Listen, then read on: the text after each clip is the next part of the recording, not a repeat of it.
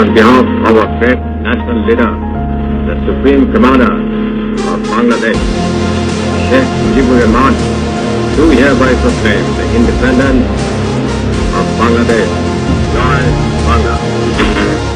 It is further proclaimed that Sheikh Mujibur Rahman is the sole leader of the elected representatives of 75 million people of Bangladesh.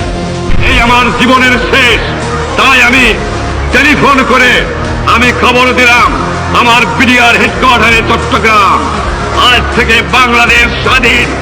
আমার জীবনে তোমাদের সঙ্গে দেখা হতে না পারে, বাংলার ঘরে ঘরে জানিয়ে দাও, যে পর্যন্ত না 7 কোটি মানুষ স্বাধীনতা না পাবে, সংগ্রাম চালিয়ে যাও, যুদ্ধ করো।